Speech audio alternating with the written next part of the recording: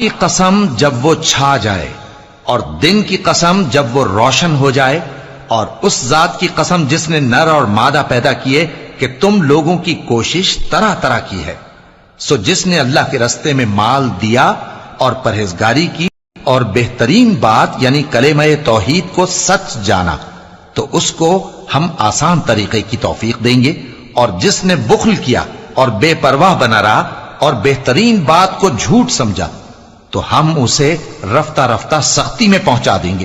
اور کئی طرح کے لوگوں کو جو ہم نے دنیا کی زندگی میں آرائش کی چیزوں سے نوازا ہے تاکہ ان کی آزمائش کریں، ان پر نگاہ نہ کرنا، اور تمہارے پروردگار کی عطا فرمائی ہوئی روزی بہت بہتر اور باقی رہنے والی ہے۔ اور اپنے گھر والوں کو نماز کا حکم کرو اور اس پر قائم رہو۔ ہم تم سے روزی کے خواستگار نہیں بلکہ تمہیں ہم روزی دیتے ہیں، اور نیک انجام اہل تقوی کا ہے۔ اور ان کے دلوں سے غصہ دور کرے گا، اور اللہ جس پر چاہے گا توجہ فرمائے گا، اور اللہ سب کچھ جانتا ہے، حکمت والا ہے۔ کیا تم لوگ یہ خیال کرتے ہو کہ بے آزمائش چھوڑ دیے جاؤ گے؟ اور ابھی تو اللہ نے تم میں سے ایسے لوگوں کو پرکھا ہی نہیں جنہوں نے جہاد کیا، اور اللہ اور اس کے رسول اور مومنوں کے سوا کسی کو دلی دوست نہیں بنایا، اور اللہ تمہارے سب کاموں سے واقف ہے۔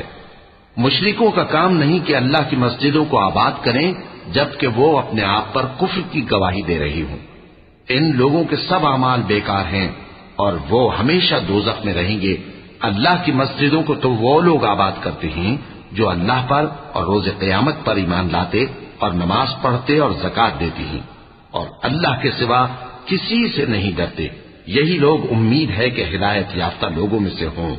انہوں نے اپنے علماء اور مشائخ اور مسیح ابن مریم کو اللہ کے سوا معبود بنا لیا، حالانکہ ان کو یہ حکم دیا گیا تھا کہ معبود واحد کے سوا کسی کی عبادت نہ کریں، اس کے سوا کوئی معبود نہیں، اور وہ ان لوگوں کے شریک مقرر کرنے سے پاک ہے۔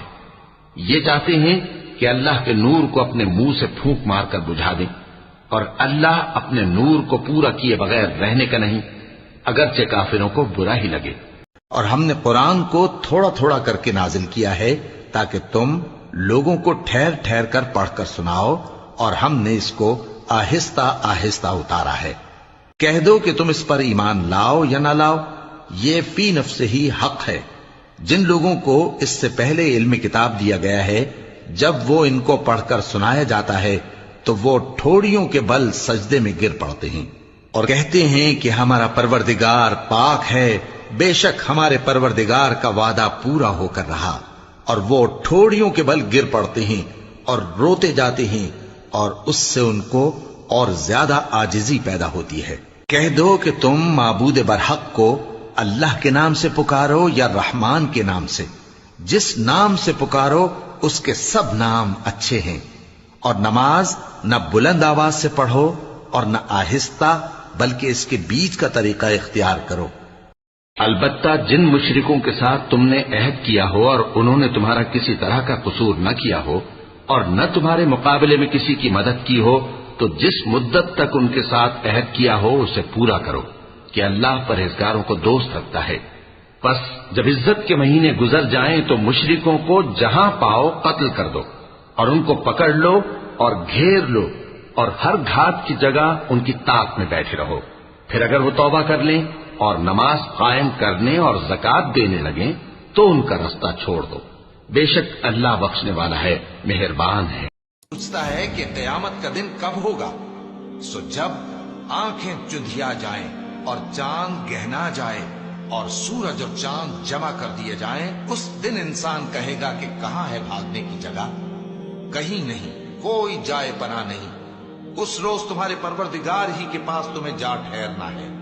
اس دن انسان کو جو عمل اس نے آگے بھیجے اور جو پیچھے چھوڑے ہوں گے سب بتا دیے جائیں گے، بلکہ انسان آپ اپنا گواہ ہے، اگرچہ عذر و معذرت کرتا رہے۔ یہ لوگ کس چیز کی نسبت پوچھتے ہیں؟ کیا بڑی خبر کی نسبت جس میں یہ اختلاف کر رہے ہیں؟ دیکھو یہ عنقریب جان لیں گے، پھر دیکھو یہ عنقریب جان لیں گے۔ کیا ہم نے زمین کو بچھونا نہیں بنایا اور پہاڑوں کو اس کی میخیں نہیں ٹھہرایا؟ بے شک بنایا، اور تم کو جوڑا جوڑا بھی پیدا کیا، اور نیند کو تمہارے لیے موجب آرام بنایا، اور رات کو پردہ مقرر کیا، اور دن کو معاش کا وقت قرار دیا اور تمہارے اوپر 7 مضبوط آسمان بنائے اور آفتاب کا روشن چراغ بنایا اور نچڑتے بادلوں سے موسلادھار مے برسایا تاکہ اس سے اناج اور سبزہ پیدا کریں اور گھنے گھنے باغ۔ بے شک فیصلے کا دن مقرر ہے، جس دن سور پھونکا جائے گا تو تم لوگ غٹ کے غٹ موجود ہوگے، اور آسمان کھولا جائے گا تو اس میں دروازے ہو جائیں گے، اور پہاڑ چلائے جائیں گے تو وہ ریت ہو کر رہ جائیں گے۔ بے شک دوزخ گھاٹ میں ہے، یعنی سرکشوں کا وہی ٹھکانہ ہے، اس میں وہ مدتوں پڑے رہیں گے، وہاں نہ ٹھنڈک کا مزہ چکھیں گے نہ کچھ پینا نصیب ہوگا مگر گرم پانی اور بہتی پیپ۔ یہ بدلہ ہے پورا پورا۔ یہ لوگ حساب آخرت کی امید بھی نہیں رکھتے تھے اور ہماری آیتوں کو جھوٹ سمجھ کر جھٹلاتے رہتے تھے، اور ہم نے ہر چیز کو لکھ کر ضبط کر رکھا ہے، سو اب مزہ چکھو، ہم تم پر عذاب ہی بڑھاتے جائیں گے۔ بے شک پرہیزگاروں کے لیے کامیابی ہے، یعنی باغ اور انگور اور ہم عمر نوجوان عورتیں اور شراب کے چھلکتے ہوئے گلاس، وہاں نہ بےہودہ بات سنیں گے نہ جھوٹ خرافات۔ یہ تمہارے پروردگار کی طرف سے صلہ ہے، انعام متعین، وہ جو آسمانوں اور زمین اور جو ان دونوں میں ہے سب کا مالک ہے، بڑا مہربان، کسی کو اس سے بات کرنے کا یارہ نہ ہوگا۔ جس دن روح الامین اور فرشتے سب باندھ کر کھڑے ہوں گے تو کوئی بول نہ سکے گا مگر جس کو خدائے رحمان اجازت بخشے اور اس نے بات بھی درست کہی ہو۔ یہ دن برحق ہے، بس جو شخص چاہے اپنے پروردگار کے پاس ٹھکانہ بنا دے۔ ہم نے تم کو عذاب سے جو ان قریب آنے والا ہے آگاہ کر دیا ہے، جس دن ہر شخص ان اعمال کو جو اس نے آگے بھیجے ہوں گے دیکھ لے گا اور کافر کہے گا کہ اے کاش میں مٹی ہوتا۔